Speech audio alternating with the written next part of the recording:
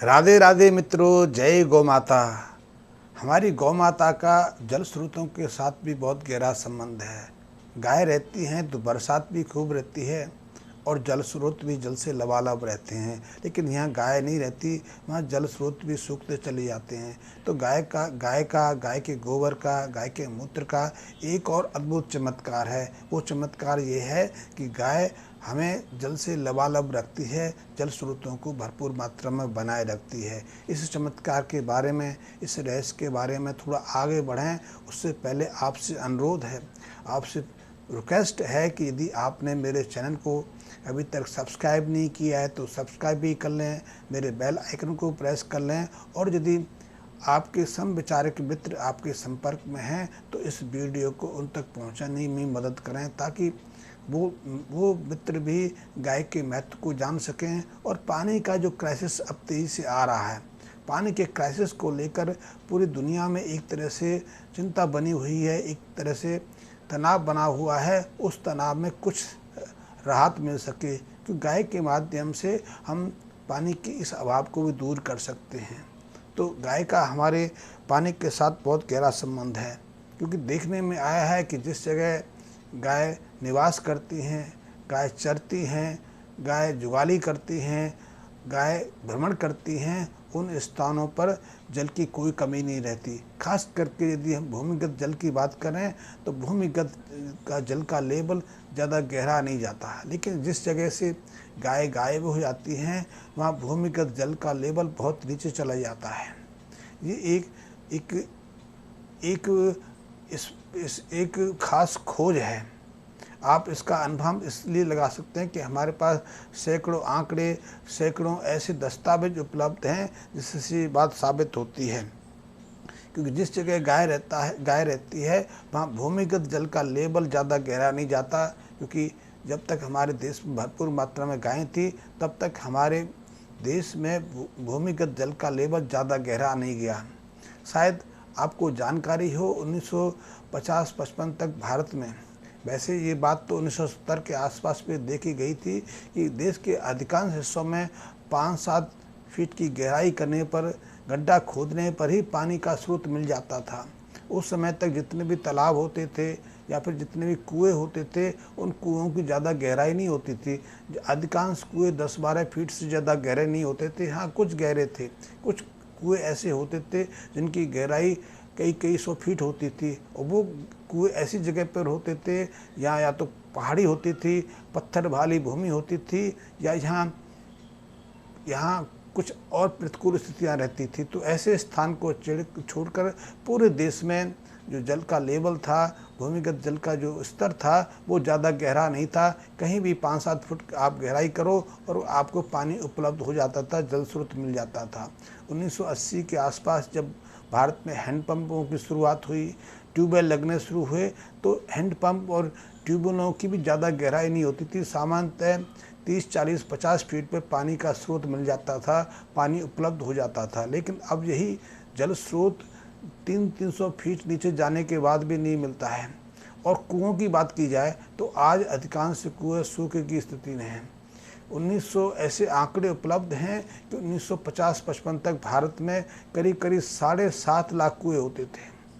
और तालाबों की बात की जाए तो इतने ही तालाब होते थे, पोखर होते थे, लेकिन अब अधिकांश कुएं या तो सूख गए हैं या उनको बंद कर दिया गया है। तालाबों की स्थिति भी ऐसी है, तालाबों को पाट कर कॉलोनी बांट दी गई हैं, या वहाँ कई तरह के भवन निर्मित हो गए हैं, बाजार बना लिए गए हैं, और इससे तालाब भी गायब हो गए और कुएँ तो एक तरह से सूख ही गए। लेकिन इसी पीरियड में एक घटना घटित हुई कि 1970 के बाद ही भारत में गौवंश की संख्या निरंतर घटती चली गई। हमने गाय में रुचि लेना छोड़ दिया, इसलिए धीरे धीरे गाय को हमने अपने खूंटे से खोल दिया, अपने घरों से बाहर निकाल दिया, या तो दूसरे लोगों को बेच दिया या बूचर खाने तक पहुंचाने का शुरू कर दिया। 1970-80 के बाद भारत में कई ऐसे आधुनिक बूचर खाने, ऐसे शेल्टर हाउस खोल दिए गए जहाँ प्रतिदिन 50,000 से ज़्यादा गौवंश का कत्ल होने लगा, और कत्ल करने से पहले गाय को यातना दी जाने लगी। इससे गाय के इस पाप प्रभाव से गाय की संख्या घटने से जल स्रोतों पर भी सीधा सीधा प्रभाव पड़ता चला गया। इसके बाद वातावरण में भी बदलाव आना हुआ। वातावरण के बदलाव के लिए कुछ और कारण भी खोजे जा सकते हैं, लेकिन एक कारण यह भी है कि जैसे जैसे गाय की संख्या घटती चली गई, वातावरण के बदलाव के साथ साथ बरसात की दर भी घटती चली गई और जल स्रोत सूखते चले गए। अन्यथा 1970-80 के आसपास तो ऐसी स्थिति थी, जब बरसात पड़ती थी तो ज़्यादातर कुएं ऊपर से ओवरफ्लो हो जाते थे, कुओं का पानी ऊपर से बहने लगता था और फिर ऐसे में ज़्यादातर बच्चे, बूढ़े, बहुत लोग ऐसे होते थे तो बाल्टी से सीधा बिना किसी रस्सी के नहा सकते थे, पानी को प्राप्त कर सकते थे। बहुत सारे बच्चे तो ऐसे कुओं में कूदते थे। मैं खुद भी ऐसे कुओं में खेलने का आनंद ले चुका हूँ। तो मुझे मालूम है 1980 तक भारत में ऐसी जल की समस्या नहीं थी, लेकिन जैसे जैसे देश में गायों की संख्या घटती चली गई, वैसे वैसे भारत में पानी की परेशानी भी होती चली गई और जल स्रोत सूखते चले गए। जल का भूमिगत लेवल है बहुत तेज़ी से नीचे गिरता चला गया। आज स्थिति तो इतनी खतरनाक है कि जल को लेकर सरकारें बहुत परेशान हैं और गर्मियों के 3-4 महीने तो देश का अधिकांश भाग ऐसा रहता है या एक एक बूंद बूंद के लिए तरसता चला जाता है। आज भी आपको जानकारी होगी कि भारत में 90% पानी जो हम प्रयोग करते हैं उसका प्रयोग एग्रीगेशन में यानी कि फसलों की सिंचाई में होता है। जल के लिए हम पीने के लिए जितना पानी का प्रयोग करते हैं उससे त्राही त्राही माम मच जाता है।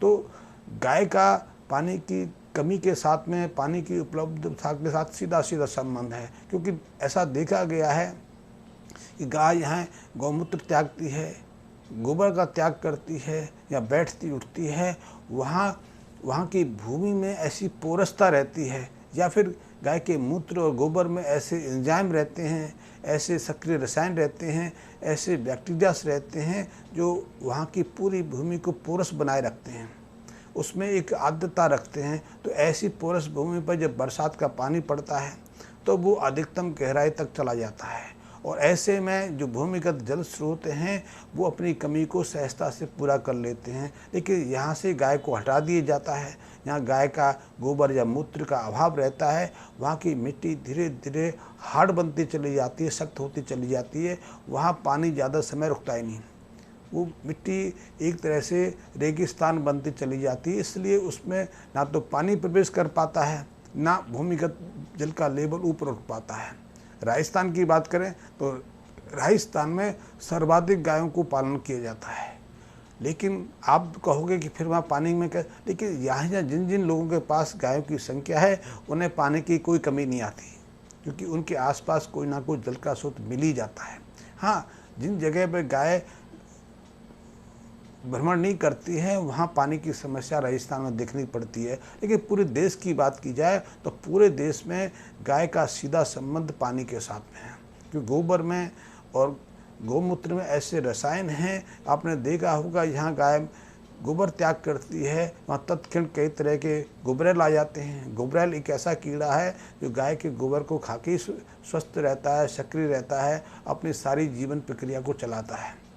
गाय का गोबर और यहाँ गाय का मूत्र त्याग होता है, वहाँ केंचुए भी बहुत ज़्यादा संख्या में पैदा हो जाते हैं, सक्रिय हो जाते हैं। सामान्यतः यहाँ गाय नहीं रहती है वहाँ केंचुए दिखाई नहीं देते। वैसे केंचुए तो इसलिए भी दिखाई नहीं देते, आजकल गोबरैल और दूसरे कीट पतंग भी समाप्त हो गए कि हमने एक तो गाय को अपने घरों से अलग कर दिया, गाय का अभाव हो गया, गाय की जगह हम जर्सी भैंस गाय लेके आ गए या फिर भैंस को बांध लिया। तो भैंस के गोबर में या जर्सी गाय के गोबर में वो रसायन नहीं रहते जो भूमि को ऐसी शक्तियों से संचित रखें, इसलिए वहाँ की भूमि भी हार्ड हो जाती है, उसमें नमी की कमी हो जाती है। लेकिन यहाँ हमारी देसी गाय माता विचरण करती है, गौमूत्र गोबर का त्याग करती है, वो भूमि पोरसता से संपन्न हो जाती है, इसलिए बरसात का पानी अधिकांश उसके अंदर चला जाता है।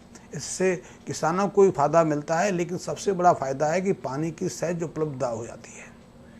और जब तक हमारे देश में गायों की संख्या पर्याप्त रही, क्योंकि 1970 तक तो ऐसी हालत थी कि भारत की जितनी आबादी थी उससे ज़्यादा तो गाय होती थी। फिर हमने बूचर खाने शुरू बना दिए, बूचड़खानों की संख्या बढ़ाना शुरू कर दिए। फिर हमने गाय का मांस, गाय की चमड़ी बेचना शुरू कर दिया और एक एक दिन में 50-50 हज़ार गौवंश को बूचड़खाने में कत्ल का सामना करना पड़ गया। इससे पानी का अभाव होता चला गया। आज भी यदि हमें पानी की समस्या से बचना है, अपनी जो क्लाइमेटिक चेंज को संभालना है, वातावरण को जिस तरह से वातावरण बदलता जा रहा है उसको सुधारना, सामान्य स्तर पर लाना है, तो आज हमें इस क्षेत्र के लिए भी गाय की प्रमुखता को स्वीकार करना होगा। गाय को अपने घर पर बांधना होगा, गाय की सेवा करनी होगी ताकि हम पानी की क्राइसिस से बच सकें।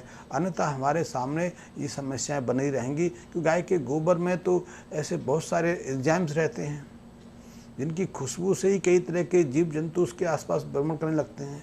या फिर जिस जगह पर गाय का मूत्र गोबर त्याग होता है वो भूमि ही एक तरह से जीवांत भूमि बन जाती है। अन्यथा ऐसी चीज़ के अभाव में भूमि की जीवांतता घटती चली जाती है। जीवांतता का अर्थ ये नहीं कि उसमें उर्वरता है, उर्वरता एक अलग चीज़ है। उर्वरता निर्भर करती है खनिज तत्वों पर, कुछ रसायन तत्वों पर, लेकिन जीवांतता निर्भर करती है जीवन पर।